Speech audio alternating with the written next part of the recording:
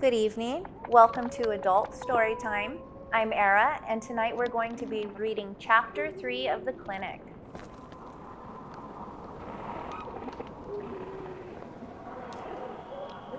Chapter 3, He's Too Damaged. It is a very rare man who does not victimize the helpless. James Baldwin. Justin, what are you doing? You're going to be late for school again, his mother yelled from the kitchen. She walked into the living room scowling. She was always frustrated with him. It was a tough situation for them both because a long time ago, she loved him more than anything. Sorry, Mom, I couldn't remember where my phone was. I thought maybe it fell on the couch cushions again. Why do you keep sleeping on the couch? You have your own room. It's just absurd. I know, Mom, I'm sorry. I have to go. See you after school. Justin said as he grabbed his overstuffed backpack off the couch and left. It was a relief to get out. Justin hated school, but he hated home even more. He only had to get across 5 blocks safely, but they seemed to stretch miles. He was almost there. Hey, Justina, what you doing, you queer little bitch? God, no, he only had a block left, damn it. He started to run. Aw, come on, Justina. You know you want to suck my dick. Don't run. Justin ran faster, his midnight-colored locks falling into his eyes. Less than half a block left to get to the high school. He felt hands grabbing his arms and yanking him backwards.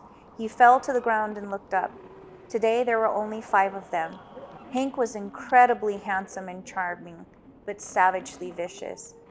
No adults ever believed Justin about Hank. He was the golden boy from the best family and had a clear path to becoming a high official in WPO when he finished his education. The guys with him were all above average in looks and intellect, all of them with impeccable families and every opportunity possible in the new world available to them. Justin couldn't figure out why they were so cruel when they were so fortunate. Hank placed his foot on Justin's chest and flashed a smile. Looks like you decided to give us some of your time after all. Why do you always run when you want my attention? I see the way you look at me at school with your big blue eyes. You fucking pervert. Hank lifted his foot and kicked Justin in the face. That was the signal, and the others started kicking Justin too. Not hard enough to break bones or make him bleed, but enough so he would be sore days afterward. Justin zoned out. Let them get this over with. After several minutes, a wealth of kicks and hundreds of insults about his sexuality, intelligence, and worthiness for life, the boys grew tired of the game. Justin would make small sounds, but he never spoke to the guys attacking him or screamed out. He knew better. It would only increase their frenzy. The quickest way to end it was to ignore whatever they did. No reaction was no fun. The bullies got back in Hank's fancy car and continued to school. Justin got up and dusted himself off. He pitied Hank. Hank was always the one staring at him. His anger, Justin understood. It was self-loathing, an old and played-out excuse to hurt others. They only had a few more years left together, and Hank would have to find someone else to release his misplaced misery on, probably some poor unsuspecting wife. Justin arrived at school without suffering any other incidents. When he got there, Amanda wasn't at her locker. He didn't think she would be, but he checked every day anyway. Maybe she'd change her mind and come back. But if it were true that they were taking her to the camp, it was better that she didn't. No one knew much about it except the people taken there were never seen again. The WPO says they moved them to better fitting places and positions in society, but nobody believed them. There were also rumors about the clinic and what happened there, but Justin didn't know anyone who'd been to either place and was around to discuss it. Justin, have you heard from Amanda? Juan studied Justin's face for a moment, then stared at Amanda's locker longingly. He was her boyfriend and a pretty nice guy. They weren't friends, but treated each other respectfully because of their mutual love for Amanda. Juan's traditional Catholic upbringing made him uncomfortable with Justin's choices. No, if I do, I'll let you know. I think there was an issue at her foster home. Maybe she was transferred to another one. Justin wanted to tell Juan the truth, but he didn't dare to. Besides, he hadn't heard from her in weeks. I went by her house and the whole place is blocked off with a WPO DigiGuard at the door. It's creepy, man. I hope she's okay. I really love her. Juan had tears in his eyes. Justin almost broke down and told him about the phone call, but Juan's ignorance was safer for both him and Amanda. If anything bad happened to her, we'd know. She's probably just moved somewhere else. Everything's going to be okay. As soon as I hear something, I'll call you. Juan looked at Justin sadly, then went on his way to class. Justin grabbed his books and started towards homeroom. Justin Blake, please come to the office. Justin Blake, come to the school office. Now what? Had someone reported the attack on him? He doubted it. Hank was like the WPO. Everyone knew they were evil, but just smiled and looked away so the monster didn't notice them. When he walked into the office, he noticed a stylish woman in a magenta suit leaning against the receptionist's desk, laughing and talking with him. The receptionist looked up. Justin, Agent Washington needs to talk to you. She's checking you out for the day and will take you home later. Sure, thank you, Mr. Rodriguez, Justin answered. Agent Washington's face turned serious. Let's go. Justin followed her out of the school into a flashy red car in the parking lot. Agent Washington opened the passenger door. Get in, we have a lot to talk about. They drove in silence for a while. Justin recognized the drive when they turned into it, the Miller's property. They pulled up to the front door. Agent Washington got out and beckoned Justin to follow. She flashed her wrist code in front of the DigiGuard scanner. It moved from blocking the door. Come on in, Agent Washington said as she walked through the front door. Justin had no choice. He followed her. The smell inside was horrific. He shadowed her through the house into the Miller's bedroom. The bed was full of dried blood and spatters of human matter. The walls had dark sprays here and there that were probably red ones. Oh my God, what happened here? Justin covered his face and backed out of the bedroom. That's what I was hoping you could tell me. Agent Washington followed Justin out onto the porch. We have your phone records, Justin. We know Amanda called you the night of the murder. What did she tell you, and where are the girls? I don't know where they are. You have my records. Then you already know I haven't heard from her since that night. She didn't tell me where she was going, just that she was leaving and not coming back. Did she do this? Did you help her? No, of course not. You had a good reason to. Your mother filed several complaints at the WPO national office that Mr. Miller abused you when you were in his care.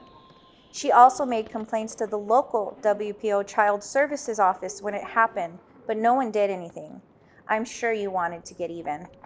Of course I wanted to, but I would never hurt anyone. The Millers took me in as a favor to my grandmother.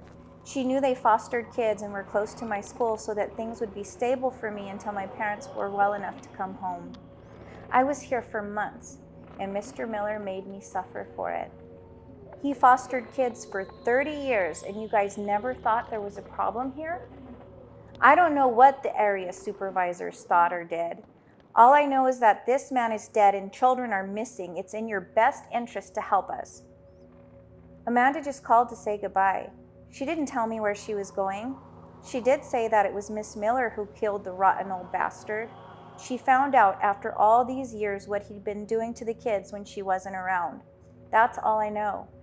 Please take me home. This place makes me sick. Agent Washington finally relented. Justin's father was connected with superiors at the local WPO amendments office, and he was one of the draft writers. It wouldn't do to upset him. She wondered why the boy's father never made a complaint about what Miller did to him. If he had, someone would have done something. The mother, on the other hand, just wasn't important enough. She felt the boy already told her everything he knew, so she took him home. Justin entered the house hours earlier than the school day ended. His mother was surprised. Justin, are you ditching? Please tell me you didn't leave school without permission. No, Mom. A WPO agent checked me out of school. Mr. Miller was murdered, and Miss Miller is missing along with all their foster kids. She took me to the Miller's house for questioning. It was awful. I'm not feeling well. Can I please go lay down? Wanda wanted to push Justin for answers, but she knew how fragile he was. It could take a while. She even considered keeping it from Robert. He would just lose his temper. Anytime the Millers were mentioned, Robert lost his mind, then eventually turned his rage towards Justin. Okay, rest for a while, and we'll talk tomorrow after Dad leaves for work. You can just spend the day at home. I'll tell the school you're sick. I can bring you dinner to your room later, and we can keep all this from Dad for now. Thank you, Mom. Justin went to his room and laid in his rarely used bed. He hated being in a closed bedroom. He felt trapped, like the walls were getting closer and smothering him. Ever since his time at the Millers, he couldn't relax in a closed bedroom. Justin was 10 when his parents were in a car accident coming back from his grandmother's house. A semi was fleeing WPO officer vehicles and crashed into the rear of his parents' car. The impact spun them off the road and the car crashed into a house, going through the front wall and landing in the living room. 3 children were watching cartoons that morning, sitting in front of a screen directly on the wall his parents crashed through. Only one survived. His father's legs were crushed and his mother broke her arm, several ribs, and had a traumatic brain injury. His parents got the best medical treatment possible because his father had an important position with the WPO. His father should have been paralyzed, but he underwent advanced treatments and now was perfectly fine. He didn't even have scars. Though they had amazing medical care, it was still months before his parents could return home. Justin couldn't stay with his grandmother. She hated him. She never told him this, but he could tell by the way she looked at him, like he was a disgusting cockroach that crawled into her house uninvited. He had no other family. Because of this, he readily went to the Millers. At first, he enjoyed being at the Millers. Justin had always been sensitive, sweet, and delicate of nature, so he loved being surrounded by girls. Amanda, just 1 year older, quickly became his best friend. Mr. Miller was grumpy and quiet, never paying any attention to Justin. Miss Miller was one of the kindest people he ever met. He remembered the day Miss Miller came to his primary school. Boys in his class were calling him a fag, and one even pushed him off the slide. The school principal believed he must have done something for the group of boys to go after him. I'm sorry, son, I don't believe you.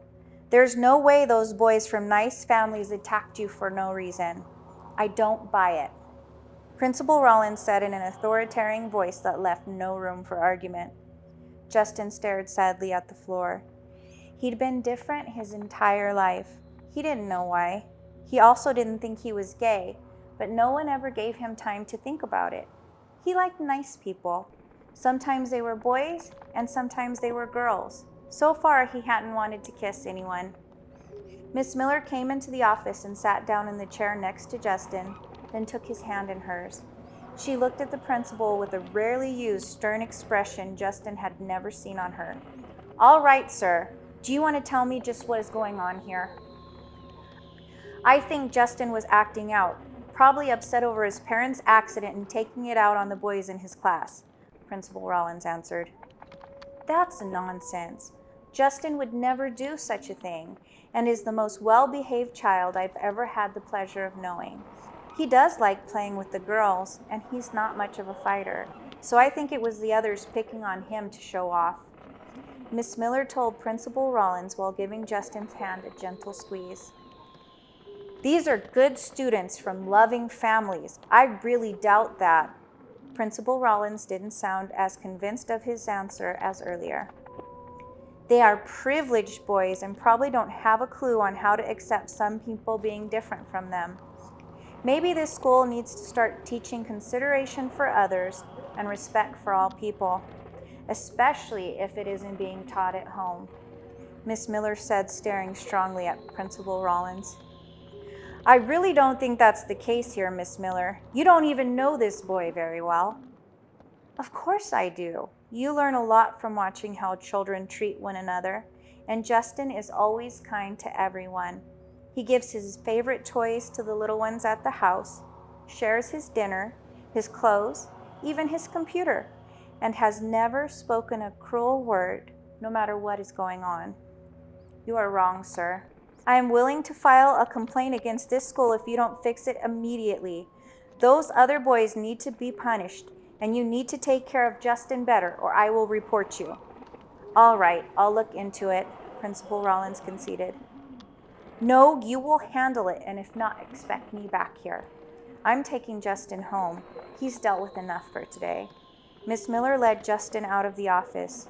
He saw Hank glaring at them in the hallway when they left. Hank had been tormenting Justin since that day. At least Miss Miller had tried to stop it. No one was at the Miller's house when they arrived.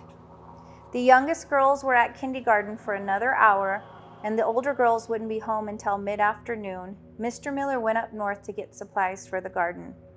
"Justin, honey, come sit at the table." Miss Miller took a cake from the refrigerator and cut a large slice. She put it on the table and then brought over a glass of milk too. Justin wasted no time sitting down and digging in. It was chocolate, his favorite. "I know I'm not your mother, and you're not here for long, but I'd like to give you some advice if that's okay." Miss Miller looked at him with a loving smile. "Okay," Justin said. The only person as nice to him as Miss Miller was his mother. He enjoyed talking with her. "Justin, you're a sweet and graceful young man. So smart and caring. A lot of boys thunder around like tornadoes, and they don't understand you. They may call you gay, and maybe you are, maybe you're not. No matter what, remember, you're a blessing, and God loves you so much." "But Miss Miller, my daddy told me God hates gays. Sometimes he gets pretty mad at me thinking I might be that way." "God loves everyone. Some people took an important book called the Bible and twisted it to get power over others and hurt them. Now don't get me wrong, there are a lot of great things in the Bible. It's where I find the Word of God. But people read it, then interpret it how it suits them. In fact, the 10 Commandments don't say anything about a person's sexual orientation. More than that, Jesus had beautiful teachings, and he rejected all the old ideas of purity and worthiness. He taught us the way to heaven is to love God and to love everyone the way you love yourself, not all the other extreme rules and rituals people try and throw into it. You are beautiful, and God made you in an image of love. Anyone who thinks differently has lost their way, not you." Miss Miller had tears in her eyes. Justin ran to her and she rocked him for a while like his mother used to when he was little. She smelled like a clean kitchen and flowers. He loved her so much. He still does. He hated her for a while when he thought she knew what Mr. Miller was doing. Now that he knew for sure she was completely in the dark about that monster, he could forgive her and love again. Justin fell asleep thinking of chocolate cake and flowers. "Justin!" Justin heard his mother's voice at the bedroom door. Early afternoon sunshine was streaming in through his window. He hadn't slept that long before, almost an entire day and night. It had been years since he could sleep more than 4 or 5 hours at a time. "I'm up, Mom. I'll be right out." Justin washed his face, brushed his teeth, and used water to pat down his unruly black curls. He looked at his image in the mirror. Tall, thin, graceful, pretty. If he were a girl, things would have been so much easier. Justin didn't feel like a boy or a girl. He was just himself. He was attracted to people that were smart and kind. He didn't care what gender they happened to be. It seemed strange to him to value anyone for something they had no control over. It wasn't an easy outlook to have, but it was what his heart felt, and he accepted it. Justin went out to the kitchen and saw his mother had skipped straight to lunch. The table was stacked with some of his favorite dishes, including spaghetti and roast turkey. He sat down and started serving himself. His mother joined him. "Do you want to tell me what's going on with Amanda and the other kids?" "WPO has stopped foster care. They were going to take the teenagers to the camp and the little ones to the clinic. Amanda thinks they're going to terminate them, even the kids over 5. "That's crazy. She must have misunderstood. Termination is only legal on or before a child's 5th birthday. After that, they develop a personality and become part of society instead of just depending on their parents for survival." "I don't know, Mom. Maybe you should ask Dad. He'd know. Amanda thinks this has been changed to include unwanted children that are older. If you think about it, Until we take a working position in society, we're not any different than the little kids they already allowed to be terminated. I'd hate to involve your father if we don't have to. You know how he gets. His mother looked worried. All constitutional changes came down through the WPO Amendments office where Justin's father worked. Even if it wasn't drafted locally, the final version would be sent over for implementation. Mom, Miss Miller caught Mr. Miller raping and torturing a little girl. She killed him over it. She really didn't know what he was doing to us. Oh, how sad and terrible. How can you live with a sick person like that and not know it? I don't know. He was sneaky and smart. Miss Miller is a good person and believes most of what people say. When she saw it with her own eyes, she killed him. She should have called the WPO officers. Murder is always wrong. Sounds like she was as much of a mess as he was. I'm so sorry we left you there. It wasn't your fault, Mom. You were really hurt and Dad's mom can't stand me. She's always hated me. She hates me too, sweetheart, so don't take it personally. She's a bitter old lady and wanted your dad to marry someone from a richer family. He loved me. I'm sorry you have to deal with her at all, with any of the terrible things in your life. I know you think I'm angry with you, but I'm not. I just don't know what to do to fix things for you. Wanda loved Justin with every part of her. She tried to shield him from as much ugliness as possible, but somehow tragedy always managed to creep in. What Mr. Miller did almost destroyed him, and she didn't know how to mend his soul. His father didn't help anything, always blaming Justin for everything and never standing up for him. You know what, sweetheart? Let's go away for a while. I'll get your assignments and you can turn them in online. I'll find us a nice rental space. It will take a few days to get approval permits, but with your dad standing, it shouldn't be hard. No, Mom, I want to be here in case Amanda comes back. Don't worry about me. I'll be okay. Justin finished his lunch, then went to read in his room. He thought it was interesting how many science fiction and horror novels ended up describing the world better than the history books the teachers gave him. He read so long the sun faded away, and silence replaced the bustling noise of daytime. His father was late coming home. That happened a lot recently. WPO must be working on new amendments again. Each one seemed more restrictive than the last. Always for the good of the people, they claimed. Who would have known the only way to find utopia was to decimate the human population and strip away freedom? All of it was beyond Justin. According to the amendments, tolerance and respect were required, and violators were supposed to be re-educated, but WPO decided what was tolerant and what was a violation. Justin had first-hand experience of how little this was carried out the way it was written, often with WPO favoring certain families or government employees over regular citizens.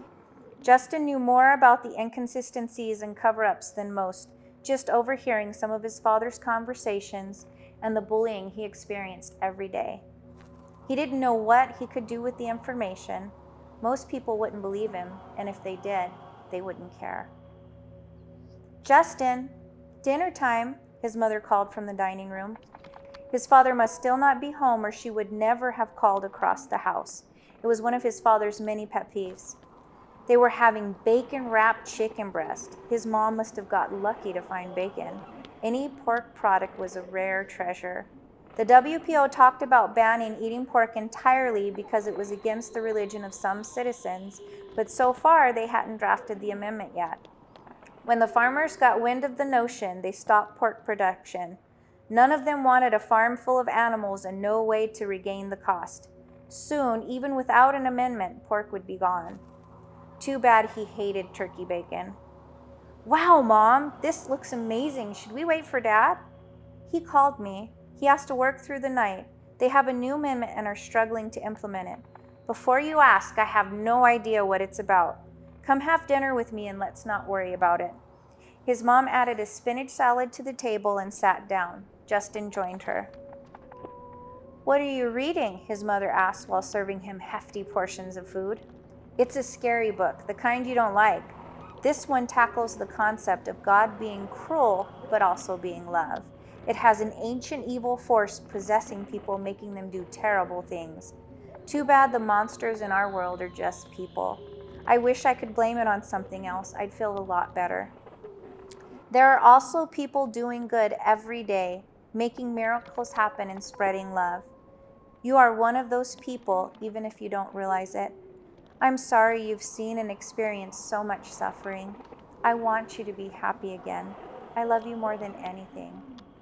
They finished their dinner in silence, Justin contemplating the concept of cruel love, while his mother worried that she may never have her son back again, that he would be lost in grief for the rest of his life. That night, Justin laid in the darkness of his room, heart thumping, sweaty, and afraid. He wanted to move to the couch, but he didn't want to be in the family room when his father got home. He decided to tough it out. Eventually, he'd fall asleep. He thought about Mr. Miller. He was in the Miller's care for almost 2 months before Mr. Miller did anything to him. Justin was happy and thriving in the foster home. Amanda had warned him to stay away from Mr. Miller, but he thought she was just being dramatic until Mr. Miller noticed him. It was when he was playing with Amanda and 2 adorable little twin girls, Jasmine and Lucky. They were 6 and Princess Dress Up was their favorite game. Amanda was 11 and too mature to play, but she would do it anyway for them. Even Justin had a big pink gown on. He looked up and noticed Mr. Miller staring at him strangely. "You're a funny boy, Justin. You look and act like a girl. Doesn't your father tell you anything about that?" Mr. Miller had never said anything unkind to him before, and Justin wasn't sure what to think. Maybe he was trying to help. "Sometimes, sir, but my mom tells him to leave me alone. She says that I'm good and nice, and it's more important than acting a certain way. Miss Miller said the same thing to me, that God loves me like I am." "God is horseshit, and those women don't know anything. Bad things are going to happen if you don't man up." Mr. Miller sneered a twisted smile. Justin was terrified. Amanda grabbed his hand. "Let's go play in my room until Miss Miller gets home," she said, and led Justin away with the little girls following close behind. As soon as they were in the bedroom, Amanda closed and locked the door. "See, I told you he's bad. Stay away from him and only answer yes or no. Don't talk to him," Amanda chastised. Jasmine's eyes grew wide with fright, and she whispered softly, "He's a monster, mostly at night. He'll hurt you bad and cover your mouth so you can't yell. If you tell on him, he'll kill you and everyone you love, starting with Miss Miller." "Yep," Lucky agreed. "He told me that too." Justin didn't know what to think. He wanted out of this house now. "Should we talk to Miss Miller? Tell her what's going on?" "No," Amanda answered. "I think he would kill us all if we did. We could try to call the WPO, but then we may end up somewhere even worse than here. We just have to stay away from him." Justin and the girls played in the locked room until they heard Miss Miller call them for dinner. Justin made sure not to look at Mr. Miller or attract his attention. He was too worried to eat. "Justin, are you okay? Don't you like your supper?" Miss Miller was looking at him with a kind smile. Was she part of it? Did she know what Mr. Miller was? She had to if she was married to him, didn't she? He decided not to take any chances. "I'm just tired and I feel a little sick," Justin answered while he was staring at his plate. Miss Miller got up and checked his forehead. "No fever? Why don't you go lay down early? Maybe you'll feel better tomorrow." Justin went to his room and locked the door. He got out one of his favorite scary books to read, then changed his mind and put it away. He was already scared enough. He laid in the bed and was grateful he would be back home soon. He was also sad the girls had to stay here. He wished they could all come live with him. He was sound asleep when the hand covered his face, Mr. Miller looming over him. "If you make a sound, boy, I'll break your neck." Mr. Miller yanked down Justin's pants, then squeezed his testicles so hard he thought they'd burst. He felt dizzy from the pain. "Well, you're almost a girl with your tiny pecker and walking around in a dress. I'm going to show you what the girls get." Mr. Miller pushed him to the floor on his belly. After a few minutes, Justin felt a tearing pain in his bottom and then his insides being ripped in two. The whole time, Justin was screaming into Mr. Miller's hands and choking on his tears. Justin thought it would never end, but then finally it did. When he looked up, he saw Mr. Miller replacing the doorknob to his room. Locks couldn't protect him here. At first, Justin was afraid to tell his mother what happened to him at the Millers. He thought maybe the man could somehow find them before the authorities got to him. What made the decision for him was a call from Amanda. "Justin, I don't know what to do. Mr. Miller is going after Lucky bad now. She's so tiny, I think he might kill her. I wish I could stop him." "I'm going to tell my mom. He can't get us here. I'm going to ask her to take you guys in. You're like family to me now." "Okay, I'll try to keep him away from her until help comes." Justin hung up and went to his parents' bedroom. He turned on the lights so they would be fully awake. "Mr. Miller hurts all the kids. He hurt me really, really bad when I was there. He called me a girl and said he was going to show me what girls get. Now he's after Lucky and she's only 6. You guys gotta help. Let them come live with us." Justin was calm at first and then started crying halfway through. His mother went and wrapped her arms around him. "Shh, honey. It's okay. You're safe now." His father went pale and looked sick. "We can't tell anyone about this. You're already different and they'll blame you if they even believe you. Mr. Miller has never had one complaint." "I'll see what I can do, Justin. We can't take in the girls. We're not licensed for it, but maybe I can get someone to help them." Justin's mother filed a complaint with the WPO the next day. She continued to do so for years.